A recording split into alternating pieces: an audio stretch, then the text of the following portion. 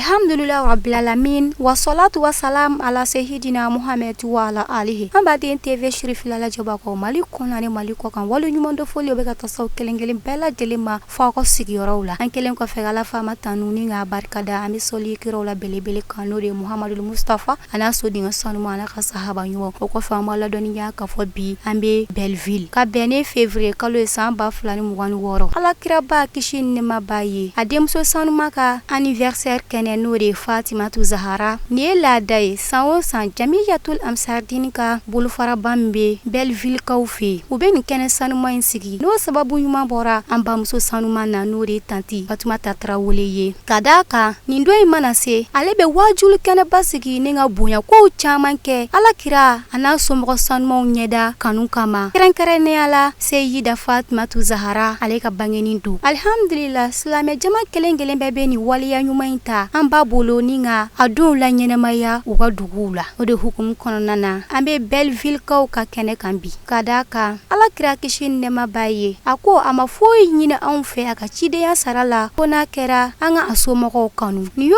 kanu la belebeleba dɔ ye. Alhamdulillah ni baara sanuma in nana nun don n'an ka maaba welelew ka folikanw ye an ka jɛ an k'o lajɛ ɲɔgɔn fɛ. Min nabaga bɛ fɔ an bɛ sisɔn mɔgɔ bɛɛ lajɛlen fɔ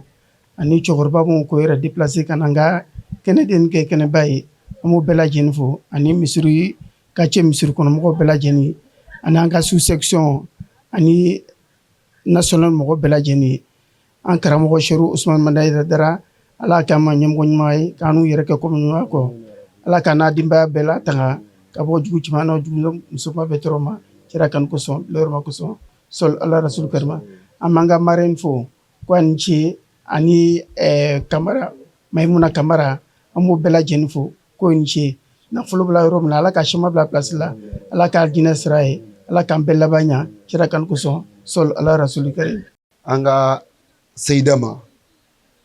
min ye Fatumata Zahara ye an tɛ se k'a fo sabula a foli da t'an bolo ale ka baara bɛɛ kɛ ni jogo ye a ma kuma sabula an ka lɔn ni jo ye hali n'an ma ka histoire lɔn n'an ka idara lɔn an ka dɔn mɔgɔ min don sabula ale ka baara bɛɛ bɛɛ ka mɔgɔw wuli n'a yɛrɛ jogo ye ka silamɛya diinɛ dɛmɛ n'a jogo ye o de ka Aidara di anw ma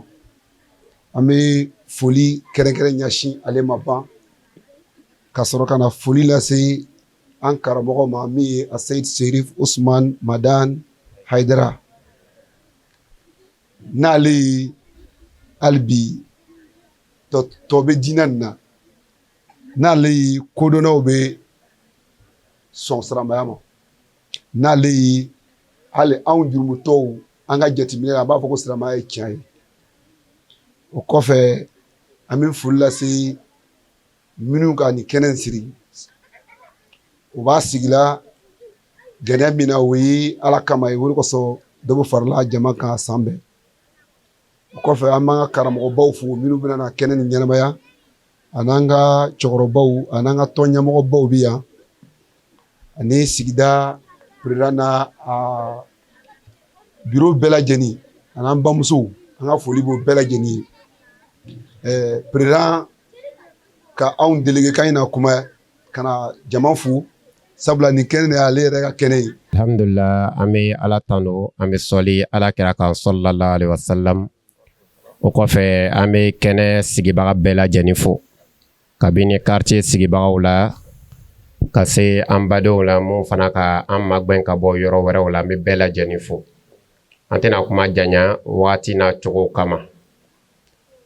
an bɛ quartier min kɔnɔ n'o ye Belleville ye an b'a ɲini Alahu taala fɛ hali bi silamɛya Ala ka kɔrɔta tuma dɔ misiri caman de bɛ quartier kɔnɔ imamu camanw bɛ quartier kɔnɔ alhamdulillah nka ni imamu kelen kumana yɔrɔ min na alhamdulillah ni bɛn bɛ yɔrɔ min na a kumana imam bɛɛ de tɔgɔ la n'o tɛ ne kuma ka kuma ni kɛnɛ in ka imamu tɔgɔ la wulada in na mais degun dɔ le ka an sɔrɔ imamu ka jɛndi ko kana kuma o place la an b'o yafa ɲini jama fɛ o la an ta ye dɔrɔn ka foli kɛ silama jamana sabu n'i y'a ye wajuli kɛnɛ bɛ sigi kuma bɛ kɛ de ka sira yira mɔgɔw la o baara in ye imamuw yɛrɛ ka mission de ye diɲɛlatigɛ la an bɛ baara min na misiri kɔnɔ lon bɛɛ n'o baara kelen nana sigi ka jama lajɛ anw ta tɛ dɔ wɛrɛ ye fɔ ka jama fo ka baara sigibagaw fo o tuma an b'a ɲini Alahu taala fɛ k'an mɛn nin baara in kɛla Ala k'o kɛ min bɛ fɔ ka mɛtoro di mɔgɔw ma ni ka a dusukun ɲuman di an ma an bɛ min kɛ ka a labaara Ala k'o nɔgɔya ye an b'a ɲini Alahu taala fɛ k'an ka jɔnw kɛ diɲɛ jɛnduman ye ka taa ka alijinɛ jɛnya Ala k'o kɛ Ala k'o k'a ka Alaya bonya kama sallallahu rasul Sayida Fatumatu Zahara. Alhamdulillah o tɛmɛnen kɔfɛ ka bɔ yen an ka kɛnɛ nɔrɔyalen kun don ni Ala kira kisi ni nɛɛma b'a ye a mɔden sanuman dɔ ka kɛnɛ sɔrɔli ye n'o de ye Seyida Ina Hayidara ye o bɛɛ lajɛlen tɛmɛnen kɔfɛ ka bɔ yen an ka wajulukɛla n'o de ye Ustaz Abu Watara ye ale donna kɛnɛ kɔnɔ ka walawalaliba kɛ Ala kira n'a somɔgɔw ka bonya kow caman kan cogoya min na an ka jɛ an k'o lajɛ ɲɔgɔn fɛ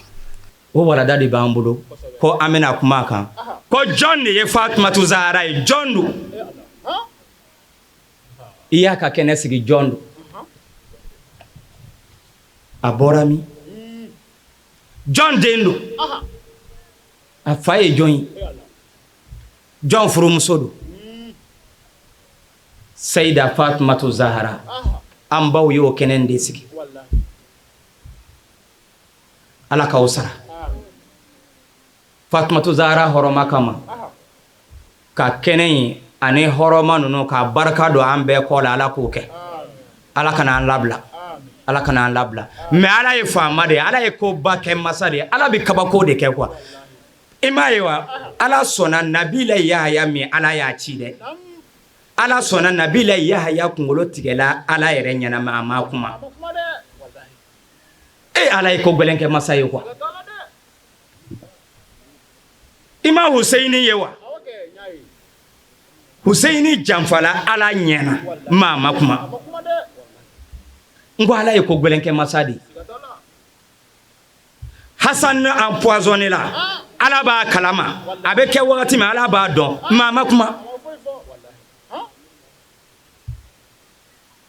kabako de bɛ yan wallahi Ala ye dabɔ a kama k'a yira Ala k'a yira jɔnw na k'a fɔ ale Alahu taala ye danni kɛbaga ye mais Ala tɛ maa ka baaraden ye n'i bɛ Fatumatu Zahara baara kɛ i b'a kɛ n'i t'a kɛ Ala t'i ka baaraden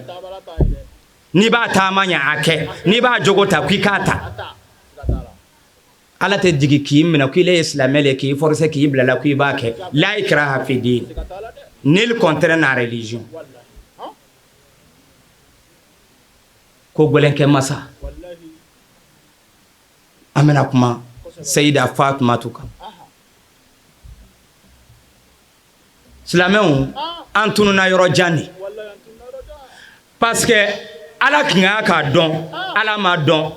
Ala ye kira min ci kira tun ka k'a dɔn yaasa an ka se ka kira yɛrɛ denmuso dɔn o kira ma dɔn problème sɔrɔla Ala min bɛ taa ɲini lu wɛrɛ kɔnɔ ka na yala o ye problème de ye lu wɛrɛ kɔnɔ Ala continent wɛrɛ Ala a bɛ mɔgɔ ɲagami o kama Sere Usman Madan Hayidara tɛmɛtɔ la a ye mɔgɔw tɛgɛ minɛ de ko Ala filɛ nin y'a faw la yɔrɔ jan tɛ Ala filɛ nin y'a bolo sugu kɔnɔ an m'a ye wa o bien e kun taara arabu jamana na e taara Europe i taara fɔɲɔ minnu sɔrɔ yen olu fɔɲɔ ninnu kɛcogo ani bɛ ka fɔɲɔ min samaya dɔw ka kala ka tɛmɛ dɔw kan wa ile ma Ala ye wa forontomugu feereta bɛ yen kalemugu feereta bɛ yen musow bɛ forontomugu ye k'a san k'a don n'a na o t'a la u ɲɛna faama min ye fariya don forontomugu la ka fariya faga ka bɔ kalemugu la i b'a la ɲɛna n k'o bɛ yen est ce que Ala ye k'a ko mɔgɔ bɛ Ala yɛrɛ la fo i bɛ maga a la arabu jamana ko tɛ farifuni kabla an ta'budun Ala ko a ye ne de lɔn fɔlɔ a ka sɔrɔ k'an bato mais déjà o yɔrɔ la an ka thème tɛ an tununa ye fɔlɔ kira Muhamadu sallallahu alayhi wa sallam an tun kan k'o min dɔn parce que o de cira ale den na an kan kana kuma kan o yɛrɛ ma dɔn wa ma arsalnaka illa rahmatan lil alamin kira an b'i ci kun wɛrɛ la i ci la ka na le danfɛn bɛɛ lajɛlen ka hɛrɛ sɔrɔ ka hinɛ sɔrɔ i la mais ni kira tɔgɔ welela ka tila ka essence jeni ka citerne jeni est-ce que hinɛ sɔrɔ la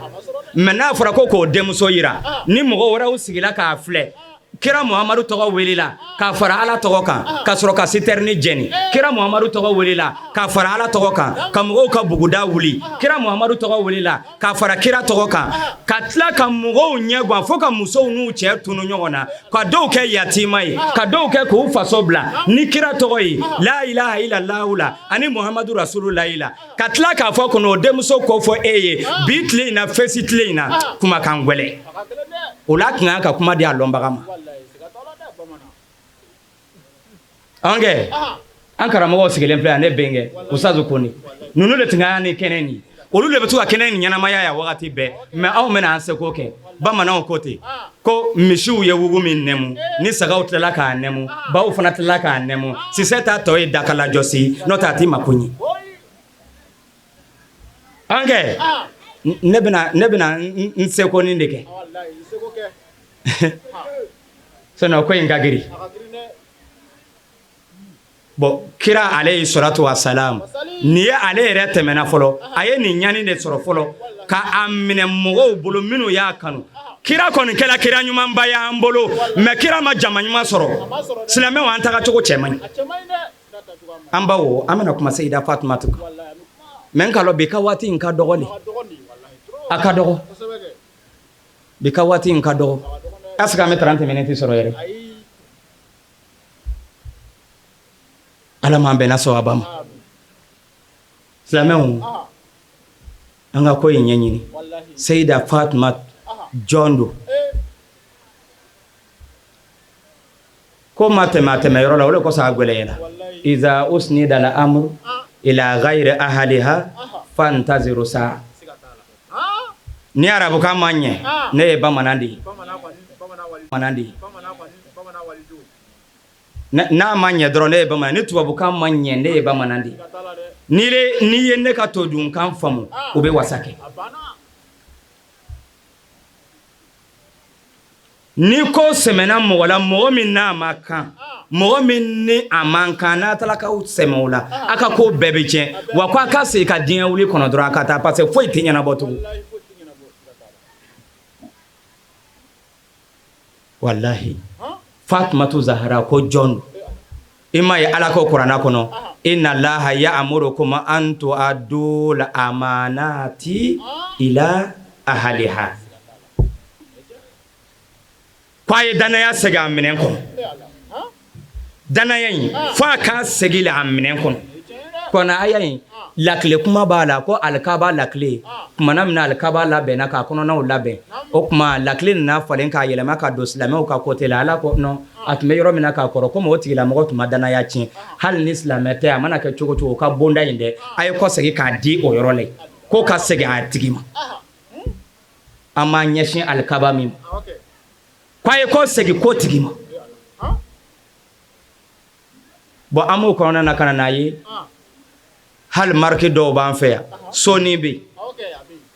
Sony marque segin bɛ Sony tigi ma min k'a inventé ko yɛrɛ kalifala ko gundo dila min ma n'a y'a dilan dɛ Sony yɛrɛ marque kalifalen bɛ yen Sharp marque fana kalifalen bɛ Sharp tigiw ka bonda kɔnɔ o bɛɛ b'a tɔnɔ dun TikTok min an bɛ yɛlɛla kan dɛ o kuma tɔnɔ min b'a la a tigi min y'a inventé a bɛ segin a tigi ka bonda la fɔ lahara o ta a tɛ dabila a bɛ to yen de Mercedes bɛ Mercedes tigi ka bonda la a tɛ dabila fɛn bɛɛ segila a tigi ma o kuma ko a ka danaya segin a minɛn kɔnɔ fo a ka segin le tant que n'a ma segin baara bɛ kɛ fu ye an bɛ fɔ ka munumunu yan ne n'a bɛ ɲɛ minɛn min Alakira Muhammad sallallahu alayhi wa sallam a ko la as'alukum alayhi ajran illa al-mawaddata fil qurba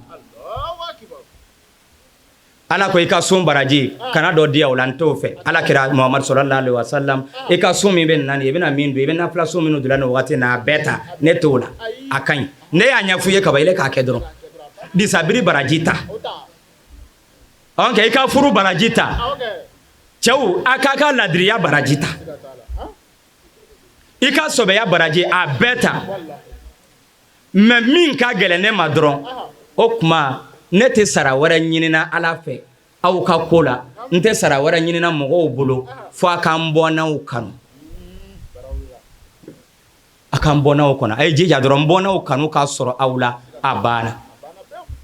n'olu sɔrɔla ka ban baara banna o kuma kɔrɔ b'a yira k'a fɔ halisa danaya min kuma fɔra dɛ fo a k'a segin a minɛn kɔnɔ an tugula kira min kɔ sallallahu alayhi wa sallam kira ka ko segin ko yɛrɛ a minɛn yɛrɛ de kɔnɔ ta n'a yɛrɛ tɛna se ka wuli k'a fɔ minnu n'a kun jɛra n'olu tɛna se ka wuli k'a fɔ wa Ala ye sira di kira yɛrɛ ma a fɔ hakilitigiw bɛna kuma faamu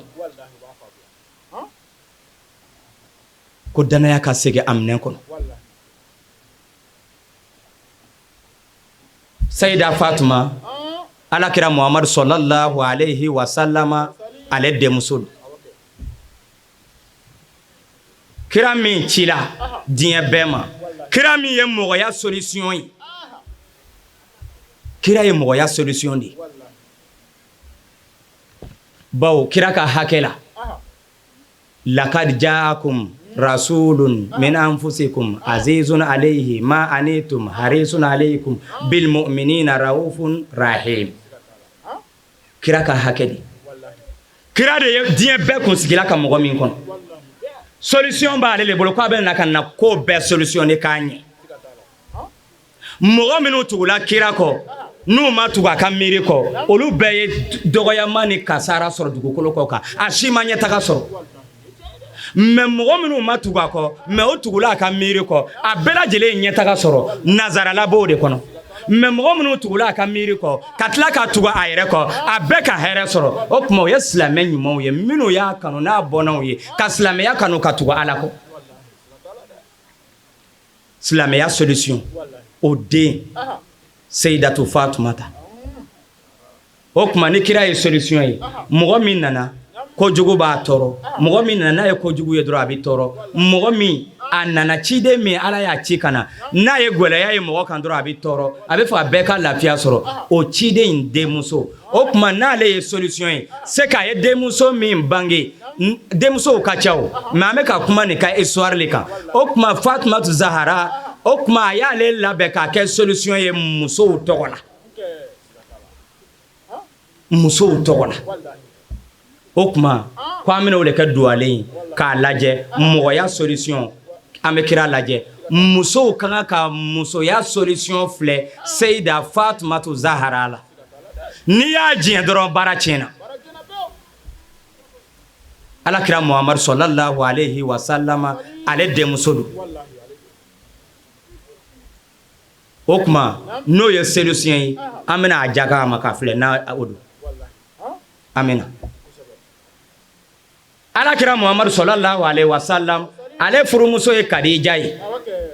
Kadija denmuso de ye Sayida Fatumatu ye Fatumata Zahara ale ba de ye Kadija ye Kadija min nafolotigi kun don parce que i kɛra nafolotigi se b'i ye mais a tun bɛ tasuma bɛɛ da kira kan fo an kun kan k'o mɛn mais ayi diɲɛ bɛɛ i bɛ se ka nkalon fɔ ko bɛɛ la mais i tɛ se ka nkalon la Kadija la fiɲɛ tɛ yen i b'o min da Sayida Kadija la a tɛ yen hali k'a nkalon fabriquer a tɛ se ka sɔrɔ Alakira Muhammad sallallahu alayhi wa sallam ka nkalon yɛrɛ fabriquer k'a da ale la c'est problème a tɛ se i b'a bila cogo o cogo a tɛ se a place tɛ yen olu fila dɛ o den de ye Fatumata ye Fatumatu Zahara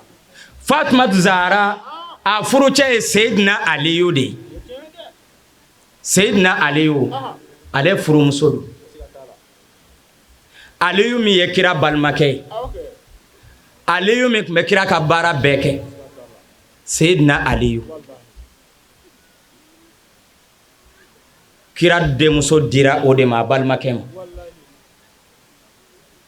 mais Fatumata ka histoire bonyalen filɛ mɔgɔ bɛɛ bɛ to cogo dɔ la ka bonya sɔrɔ bonyaw le cogoya tɛ kelen ye mais ka sɔrɔ mɔgɔ si man dɔgɔ kira den ninnu bɛɛ ye maaba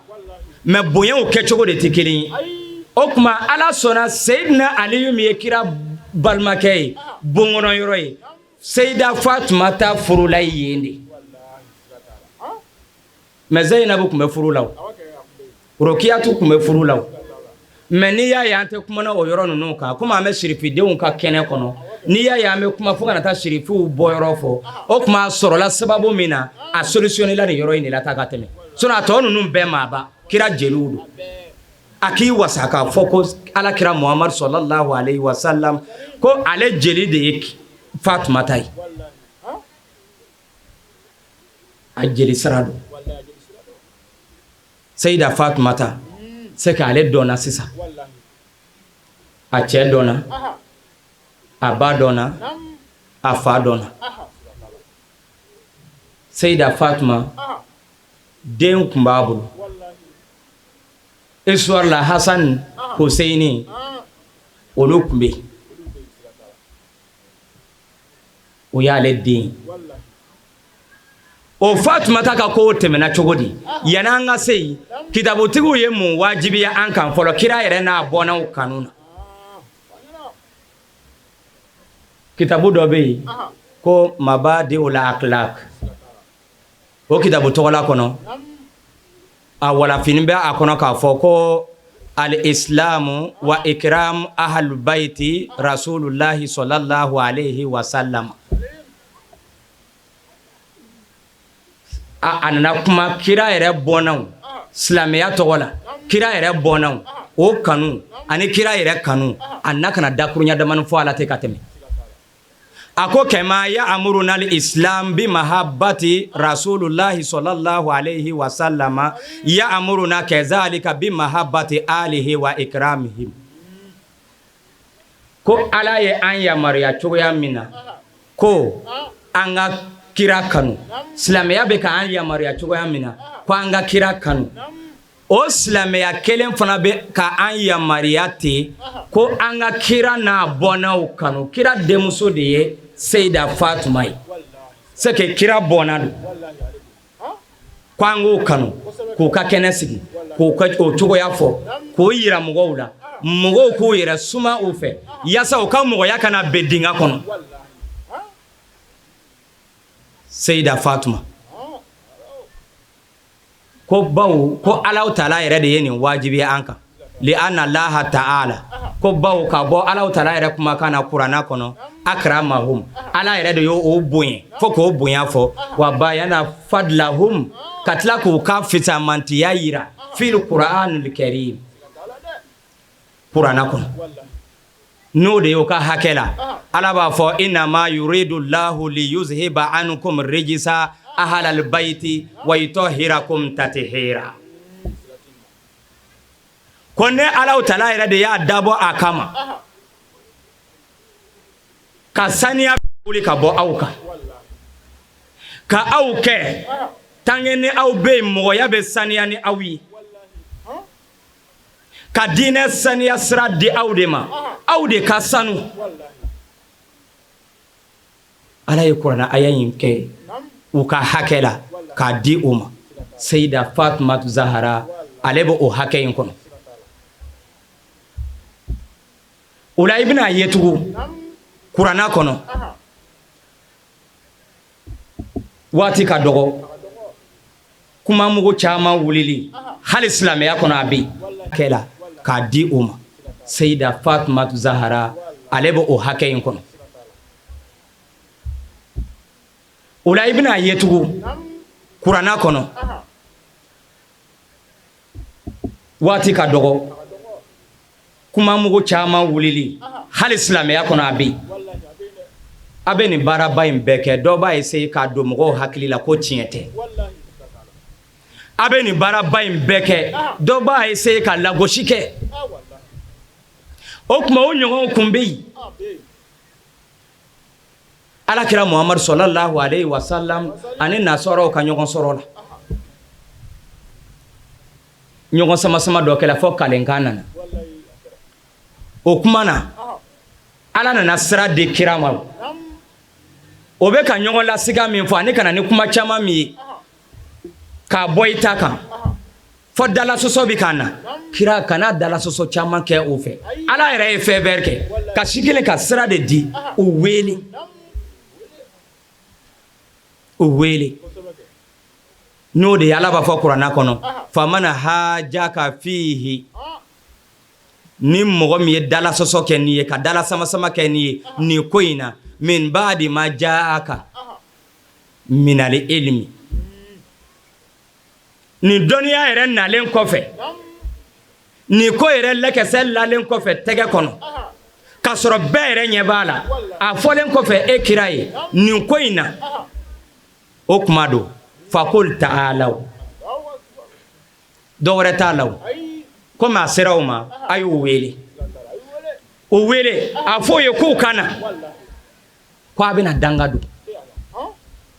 bi le mɔgɔw ɲɛ donna kuranna na kɛ n'a fɔra ko k'a danga don bamananw yɛrɛ tun tɛ sɔn o ma hali arabu an b'a fɔ ko burusi kɔnɔ arabu o tun tɛ sɔn a ma yɛrɛ parce que n'i y'a ye jo tɛ yen dɔrɔn kana sɔn ta'ala o wele kana ko an bɛna danga don nadu abna ana ko an b'an denw wele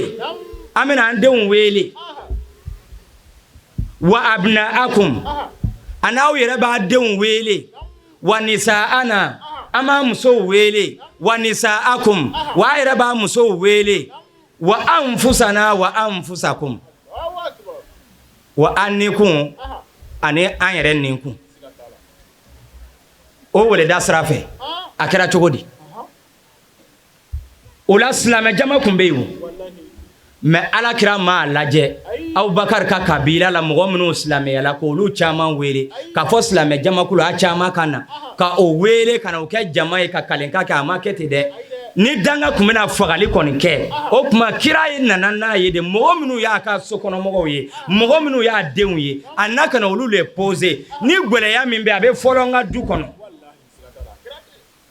o don musow weleli la Seyida Fatuma de nɔ la o don denw weleli la Hasan ni Hussein de welela o don yɛrɛkun weleli la ka bɔ jama na Seyidina Ali de lɔla o lɔyɔrɔ la ko an ye na an bɛ danga don mais u ma na o ma na silamɛw tɛ se ka na o la i bɛ mun faamuya i b'a ye direct kira Alahu Taala ye diɲɛ di kira ma a ka sokɔnɔmɔgɔ ninnu f'u ka dɔn wa i b'a dɔn nin yɔrɔ la tigitigi kira yɛrɛ ma diɲɛ a ka sokɔnɔmɔgɔw kɔ a bɔnnaw kɔ a kɔ bi ni nana o de mɛn ko kira kɔ tɛ yen ko a bɛɛ a si tɛ yen inna a'tainaka al-kawsara fasalli li rabbika wanhar inna shani'aka huwal abtar ala ko olu le kɔ tigɛlen don o Fatumata kira ka so don o kuma o Fatumata ye den minnu sɔrɔ sirifuw bɔra olu la ka jigin Fatumatu Zahara ne ba i bɛ cɛlasigi baara min na Fatumata y'a ɲɔgɔn kɛ waati sera Fatumata y'a ɲɔgɔn kɛ a kuma ninnu dɔw bɛ fɛ ka giriya n'u hakili le ma nin waati in na komi anw ye farafinw de ye an tɛ arabukalan ninnu dɔn kosɛbɛ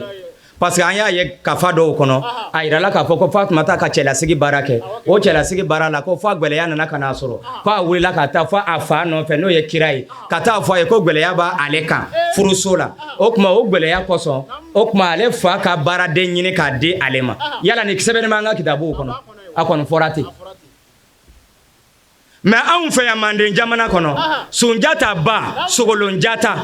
ale donna furu kɔnɔ o y'a nɛni k'a tɔɔrɔ k'a ɲani k'a lagosi k'a fɔ k'a cɛ ka jugu ko senkelennin don k'a bɛ segele ka tagama a ko ale bɛ nin ku k'a muɲu nafolontanya kɔnɔ ka sɔn ka gwɛlɛya bɛɛ ku k'ale nana mɔgɔsɛbɛya min ɲini yɔrɔ la k'ale b'a ɲini ka sɔrɔ ka taa lahara k'ale tɛ gosi mɔgɔ la ale ma taa fɔ a fa ye kira denmuso le ka taa fɔ a fa kira ye denmuso min anu kan k'a ladegi k'ale dɛsɛla cɛlasigi baara la k'ale tɔɔrɔ la fo cɛ ka baara ale fa ka baaraden ɲini ka d'ale ma c'est que ale y'ule ka dɛsɛ bɛ ko fɔra le wa ou bien mun don ase kuma ninnu dɔw ma ɲi so kɔnɔ ka tɛmɛ jamana kuma kan an kɔni ma faamu fiyewu Fatumata min kan ka ladegi o le yirala an na a fɔra ko Fatumata ye Aliyu deli ko dɔ tɛmɛna o ni ɲɔgɔn cɛ fo siɲɛ 70 wa siɲɛ joli a bɛ munumunu na c'est que kojugu fanga kun bonyana walima Aliyu kun tɛ mɔgɔ sɛbɛ ye a kun bɛ muso tɔɔrɔ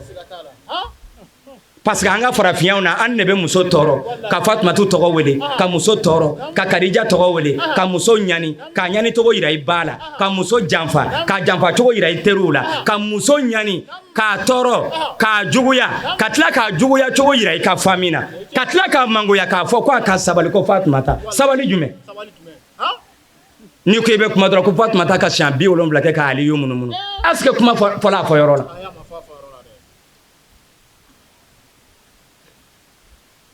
o la an tagacogo a cɛ man ɲi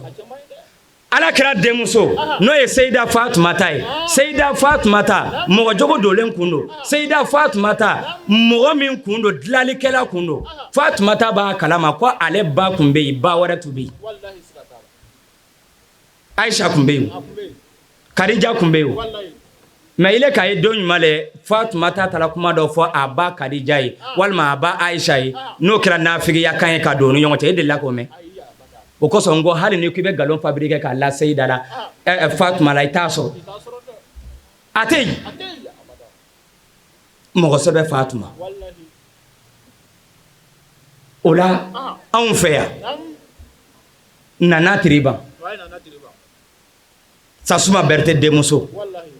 ale ba sɛnɛmuso de kun ye Sogolonjata ye Sasuma Bɛrite kun bɛ kuma jugu ni kolonya min kɛ a bɛɛ kun bɛ tɛmɛ den in gɛrɛfɛ a denmuso de ye Nana Tiriba ye Nana Tiriba ni nana fɔ a ba ma ko ne ba tiɲɛ yɛrɛ la manden kɔnɔ yan i bɛ baara min na ne tɛ se ka nin supporter i kɔni ye ne bange Sunjata ba min nana nin ye n'o ye sɔgɔna ye o kuma o muso yan nana a ma dakuruɲɛ kelen fɔ dɛ a ma kuma mais i b'a la ka baara min kɛ tan i b'a la ka juguyakan minnu fɔ tan i b'a la ka ne ci ko n ka kuma minnu ɲɛfɔ tan a laban min na ne kɛ nafigi ye o kuma ne ba bi kɔ bi ɲɛ ne ba y'i ye min bonya mais n ka minɛn cɛ k'a yɛlɛma Sɔgɔna Kamara ka bon na Sɔgɔna Kɔnɛ ka bon na n'o de ye Sunjata ba ye n bɛ fara Sunjata kan Sunjata ba de ye ne bange an ka du tɛ ci an n'u fɛ yan Nana Tiriba y'o ɲɔgɔnna kɛ o la Seyida Fatumata fana mɔgɔ ma nɔ ye a la nɔ min b'a yira k'a fɔ a tɛmɛna a baw ni ɲɔgɔn cɛ ko dɔ ɲagamina i delila k'o mɛn o tɛ yen Seyida Fatuma mɔgɔ jogo dolen kun don a fɔra ko an k'o le ladege Seyida Fatuma ale nana le ka na musow dɛmɛ de pour que farafin muso ka lafiya ale nana le kana musow dɛmɛ le tubabu muso ka lafiya a nana le kana musow dɛmɛ arabu muso yɛrɛ ka lafiya diɲɛ bɛɛ musow ka lafiya musow k'u ka hɔrɔnya sɔrɔ Seyida Fatuma jɔn dan y'i se de ale ye nin baara baba ninnu kɛ ka tɛmɛ ko anw de nana ka na o nɔ ta o nɔ talen musow lakolon photo bɛ bila turubara kan k'a bila pankatiw kan k'a feere hali o tɛ révolté ouais o bɛ a bɛ marché ten han ka kiloti don ka tagama ka taga o bɛ a ka foyi t'a la Fatumatu Zahara olu nana de ka na cɛlasigi baara kɛ k'a sigi hali a ma ŋuna k'a kɛ k'a bɛn Fatumata ala waati sera baara ma daminɛ joona Seyida Fatuma olu nana ka na mɔgɔya le dilan o mɔgɔya dilanyɔrɔ la ale y'a faamu k'a fɔ a ba sela ka makun min kɛ n'ale fa ye o tuma ale dilanna le pour que ale bɛna bɔnna minnu ɲini o ka se ka makun ka se ka diinɛ ni jɔ a jɔyɔrɔ la c'est que n'o ma kɛ mɔgɔw bɛ diinɛ bɔ a minɛn kɔnɔ a nana ka na wo datugu musoya la o datugu yɔrɔ la ɲani foyi kun t'a la a y'a ka cɛlasigi baara kɛ ko ko b'a kɔnɔ a y'a bɛɛ ko an ka musokɔrɔbaw ye denmisɛnw ladi n'o de ye ko musomanninw aw bɛ taa la cɛlasigi baara min na nin n'i taara ka taa se o yɔrɔ la kana taa yala yala cɛya dɛ kana taa sigi tiktok sanfɛ dɛ parce que i bɛ guwa min kunna nin ye tɛ to guwa kunna kana taa sigi tiktok kunna mais bi musow bɛ taa sigi tiktok kunna daga fana bɛ taa kunna o fila yɛrɛ tɛ ɲɔgɔn ye Fatumatu Zahra ne bawo ko an ka jigi ka gɔrɛ guada la mɔgɔ dɔ bɛ yen i ka sigi yɔrɔ in de ka da ye a b'i gwalon ka bɔ i kana fɛn jugu kɛ i ka daga la ka tila ka mangoya don i ni cɛw i cɛ farafinya ma nɔgɔ a filɛ Abidjan kelen kɔnɔ yan n tɛ quartier fɔ musomanin dɔ ko ale cɛ ka muso wɛrɛ ta ka fara ale kan o kɛla yɔrɔ min a ti san bɔ fɔlɔ a kuma guani no ni wagati in na kosɛbɛ o bɛ ne yɛrɛ wele a kuma na depuis furu kɛla a ma tɛmɛ kalo damani nin ko a ka hakɛ to ko fɔ min nana don a ma bɛn ale ma fo ka kalo laban tɛ tigɛ mais billahi n filɛ k'a fɔ ɲɛna cogo min na a ko in bɛ sen na hali sa a ma tigɛ Fatumata bɛ ka aw wele Fatumatu Zahra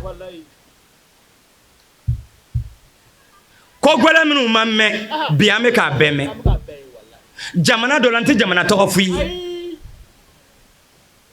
a tigilamɔgɔ yalala dugawu ɲini na ka dugawu ɲini kɛ furu fo kana n'a sɛgɛ nin bɛɛ kɔfɛ a na wuli sisan u bɛna moriw ɲini a kuma na ka na an sɔrɔ ne yɛrɛ n'a tigi ɲɛ ye ɲɔgɔn ye don min an bɛ ɲɔgɔn ye o jamana tɔgɔla kɔnɔ o don y'a sɔrɔ muso san 3 a ma jigi a bɛ ni kɔnɔ ye a bɛ yaala mun kosɔn ko a sɛgɛ nin bɛɛ kɔfɛ a na wuli sisan u bɛna moriw ɲini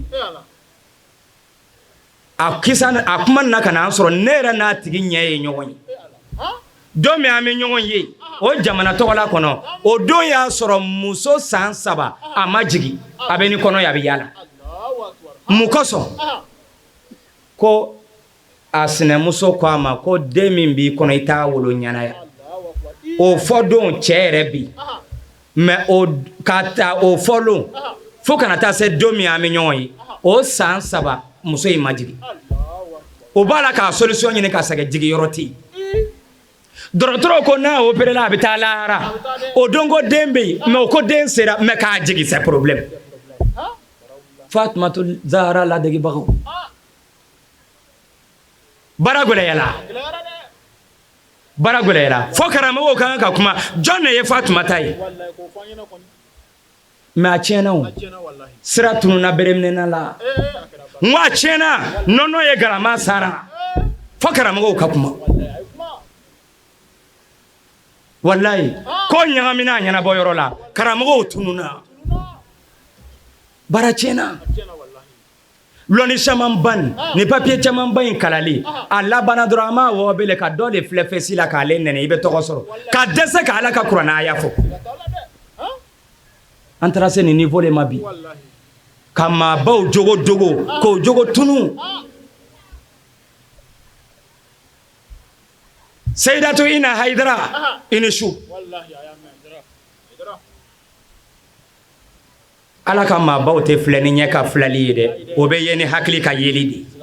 mɔgɔ ɲuman b'i lɔ ni hakili ka yeli ye ɲɛ ka filɛli tɛ Ina Haidara i ni su wallahi maabaw bɛ yen ko an k'u ka minɛn segin a sigiyɔrɔ la an k'u ka danaya segin an ka danaya segin a sigiyɔrɔ la k'a segin a minɛn kɔnɔ o la Seyida Fatuma a fɔra ko Seyida Fatuma ko jardin tun b'a fa bolo ko a m'o tiɲɛ sɔrɔ o tuma o n'a ɲɔgɔnnaw nin bɛɛ lajɛlen fɔla donc a bɛ lajɛ le sisan Fatumata kanubagaw Fatumata kanubaga minnu bɛ yen o tuma silamɛ minnu bɛ yen anw minnu balolen don n'an ye nin kuma mɛn o tuma Fatumata tɛ yen bi hali ni jardin nin ye la i bɛna di jɔn de ma i bɛ taa tiɲɛ tila kitabu la don o don i bɛ kuma na ni Fatumata bɛ yen bi jardin tɛ yen i b'a kɛ cogo di donc sisan Fatumata ka jardin tiɲɛ a ma ban yan a maralen bɛ yen o tuma anw minnu ko an y'o kanu dɛ o tuma o bɔnnenw bɛ yen sira dayɛlɛla k'o bɔnnenw jigi fo kana se anw ma a kɛra dalilu ye an kan lahara an tɛ se ka taa fɔ Ala ɲɛna tuguni ko an m'o ye a tɛ ko an na dɛ ka taa fɔ lahara ko an ma ɲɔgɔn ye Ala hali Ala tun kana kɛ ten parce que n'an jɛngɛla n'an sera lahara an b'a fɔ an ni Sherifuden ma ɲɔgɔn ye Ala m'a dan Mali la fo k'a labɔ yen ka n'a di an n'u ma yan wallahi an bɛ mɔgɔ sɛbɛw fo minnu bɛ yɛlɛ ni i na ye an bɛ alajanw fo minnu bɛ yɛlɛ ni i na ye a kɔlɔsili la wallahi anw wɛrɛ ka bon kosɔn an bɛ siran ka gɛlɛ donc an bɛ to yen basa bɛ min sɛ fɛ o tuma ala ya siranjɛw mana limaniya ni nɛɛma min sɔrɔ anw bɛ an suma o fɛ k'a ta olu bolo an karamɔgɔ Jata bɛ to ka fɔ a ka kuma na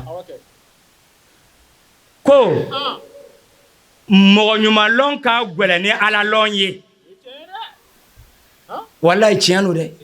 mɔgɔ ɲumanlɔn a ka gɛlɛn a bɛ bɔ i ka du kɔnɔ yɛrɛ i t'a lɔn i ma nabila ye Musa ye wa tuma na mina nana mɔgɔ sɛbɛlama ala y'a ci a nana ka n'a lɔ a jɔlen yɔrɔ min na hali samara cɛ man ɲi o tuma da kana i jɔ a cɛ sirilen don ni ɲama fu ye o de ye sentiri ye tan kana lɔ ko ala ka ne ci mɛ kuma ile Firawuna fɛ yɔrɔ jumɛn a jɔnna ala ti i bɛ jɔ tuni dɔ la i surujuru bɛ bɔ yili an k'an farati mɔgɔw ala ka maa ɲumanw bɛ dugukolo kɔ kan o kama ala sabalila ka muɲu manden jɔla n'o olu de ye ni ninnu de Sunjata Keyita olu ka waati la 1236 Sunjata Keyita sigila ka sirifo sariya sigi olu y'a sɔrɔ kalan caman tɛ yen wɛrɛ tɛ yen Sunjata Keyita a na kana sigi a ka sariya fɔlɔ min sigi a ka sariya sigiyɔrɔ la o don y'a sɔrɔ bɔbɔ kamele bɛ yen ka bɔ bɔbɔ jelaso silamɛ tɛ Dangina Jara bɛ yen k'o wele ka bɔ Dodugu Fakoli Dumuya bɛ yen a n'a ka bori Sunjata yɛrɛ ye silamɛ ye an bɔn ja silamɛw silantanw diinɛ ye ɲɛ yira de k'a sɔrɔ ja kɛlɛ t'a la fanga tɛ ale sera ka ninnu fara ɲɔgɔn kan o sariya ta yɔrɔ la ninnu bɛɛ b'a la ko bon min bɛ bi ɲɛ bi kɔ a k'a lajɛ anw bɛnbaw ka sira ka ɲi sirifuden mana ye kɛnɛ kɔnɔ ka ban hali ni denmisɛnnin de don a ye gɛrɛ a la ka taa sira ɲini a fɛ a ye diinɛ ko bɛɛ to a bolo alhamdulillah an ka ko labɛnbaga olu bɔra ka dakurunya 2 min fɔ an ka jɛ an k'o lajɛ ɲɔgɔn fɛ ni ala ka jɛ salamu alaikum wa rahmatulahi an karamɔgɔ fo an'an denkɛ ani dɔw fakɛ n'o ye Watara ye ko a Watara a ye ladilikan min fɔ nin a mɛn turu ala k'a di a ma n'an y'a mɛn k'a ta ka baara k'a la k'a nɔgɔya an ye ale foni kɔfɛ n bɛ foli lase n ka biro ma n'o ye fédération biro ye n'o ɲɛmɔgɔ ye Ahamadu Ɲare a n'a ka biro kɔnɔ mamuru bɛɛ n ka foli b'u bɛɛ ye ka Belle-Ville président fo a n'a ka biro mamuru bɛɛ k'an ka section fo olu fana bɛ kɛnɛ kɔnɔ an bɛ bɛɛ lajɛlen fo la nin bɛɛ foni kɔfɛ ka foli ta ka di an balakaw ma n'o ye Maminɛ ye a n'a kɔmɔgɔw vraiment an b'u fo u ka cɛsiri n'u ka timinadiya la nin kɛnɛ nin n'i ma fili ne ka marraine ye a fɔlɔ bɔra Belle-Ville kaw fɛ yan u bɛ nin kɛnɛ nin sigi don fɔlɔ min na u taara bonya fɔ ɲɛna ko k'a k'u ya marraine ye n'an y'a mɛn an dɔra k'an kun di a kɔrɔ an y'o tɛmɛ o san yɛlɛma la a kɔ seginna n'a ye tuguni ko an ye na kɛ kɛnɛ nin denba ye n'o di an ka sirifumuso ma n'o ye Yama Hayidara ye an y'o kɛ ɲɔgɔn fɛ donc o tun famana ma dɔɔnin mais ɲinan ta nin u kɔ seginna an ma tuguni ko an kɛla daminɛ ye donc u kɔ seginna anw ma bi tuguni k'an bɛna k'u ya kɛnɛ denba ye n ko a diyara an ye fɛn ko tɛ nka nin ye yira le k'an kɔnɔ jɛ ɲɔgɔn ye ka baara kɛ o dɔrɔn de donc an bɛ Belle-Ville kaw bɛɛ lajɛlen fo ka ko nin labɛnbagaw fo sécurité organisation an ka foli bɛ u ye a dɔrɔmɛ 1 1 2 2 bɔla yɔrɔ yɔrɔ ala kana si ta yɔrɔ langolo don san wɛrɛ kɛnɛ ala k'o bonya ka tɛmɛ nin kan ala ka san wɛrɛ ta jira an na n'an tilal'o bɛɛ la an bɛ foli lase an ka siraba ma n'o ye Seyida ye sira kunanji ani sira kɔnɔnajɛ an b'a fo ko a Hayidara a ka cɛsiri la a n'a badenw bɛɛ lajɛlen o bɛ ka foli bɛ kɛnɛ nin kɔnɔ an b'u fo si la ani kɛnɛya ani lafiya ala k'o di an n'u ma k'an ɲɛ jɔ an karamɔgɔ la a n'a ka denbaya bɛɛ lajɛlen k'an n'u si sabati ala bato si ye ala k'a di an ma ala ɲɛsira ɲɛsi ala k'a di an ma limaniya sɔrɔ ni kɔ limaniya bɔsi ala k'an kisi limaniya sɔrɔ ni kɔ limaniya bɔsi ala k'an kisi ala ka sababa ɲuman di an bɛɛ ma ala k'an bɛɛ lajɛlen wasa k'an tagama ɲɔgɔn fo n'o ye kɛnɛ di musobaw ye u caman tun bɛ kɛnɛ nin kɔnɔ yan mais taga yɔrɔw ka jan ɲɔgɔn na donc u ye sira ɲini o taga la an ye sira di u fana ma donc n bɛ kɛnɛ di bɛɛ lajɛlen fo a biro mamuru bɛɛ lajɛlen Gawusu n'a ka jama an bɛ foli bɛ bɛɛ ye san wɛrɛ kɛnɛ Ala k'a yira an bɛɛ la kira n'a somɔgɔw bonya kosɔn sɔli rasulu wasalamu aleykum warahmatullahi Ala k'an kama kɔmɔgɔ ɲuman Ala k'an maɲɛ Ala k'an n'a kɔlɔsi o kɔfɛ n b'an ka karamɔgɔ bɛɛ lajɛlen fo mun bɛ kɛnɛ kan n'a ŋaniya bɛ mun na n'u ma se kɛnɛ sɔrɔ n b'o bɛɛ lajɛlen fo ka tila k'an ya wajibikɛla fo a bɔla ka ladilikan min d'an ma sisan Ala k'a baara nɔgɔya n ye Ala k'a mɛn tulo d'an ma n bɛ n ka sɔnsɔn biro membre bɛɛ lajɛlen fo mun y'an dɛmɛ hakilina ɲumanw na a n'a baara n'a bolibolo an b'o bɛɛ lajɛlen fo Ala k'an n'o sara hɛrɛ la o kɔfɛ an b'an ka foli kuncɛ ni an ba ye n'o ye Seyidatu Ina Ayidara ye ale min y'a ka bonya to a yɛrɛ la k'i majigin ka na n'u ya kɛnɛ kan walayi ni serifuya tɛ an ba tɛ se ka na an ka kɛnɛ kan sabula mɔgɔw mago b'o la yɔrɔ la min tɛ kɛnɛ nin ye nka an bɛ dugawu de kɛ Ala k'a sara Ala k'a to an kɔnɔ o kɛla an ma ɲɛmɔgɔ ɲuman Ala k'an yɛrɛ kɛ kɔɲɔmɔgɔ ɲuman ye kira n'a so lɔhɔrɔma kama an yɛrɛ la nisɔndiya de kosɛbɛ kuma bɛ n kɔnɔ mɛ n tɛ se k'a fɔ parce que n'i ko nisɔndiyabagatɔ ma k'a ka tasuma fiyɛ n'a nuji ma faga a daji b'a faga donc n bɛna bɔ kuma na yɔrɔ nin na yan salamu aleykum warahmatulahi taala wa barakatuh summa alhamdulillah an ka Seyida n'o de ye Seyida Ina Ayidara ye ale ye kumakan sanuma minnu fɔ folikanw na an ka jɛ an k'u lajɛ ɲɔgɔn fɛ n'o ye Muhamadu Mustafa ye a n'a so gindo a n'a ka sahaba ɲumanw ani anw yɛrɛ minnu sɔnna ka tugu a kɔ ni baara ɲuman kɛlen fo ka taa se lahara jɔdon ma Ala k'a nafa n'o barika ye o kɔfɛ an bɛ nabaga bɛɛ lajɛlen fo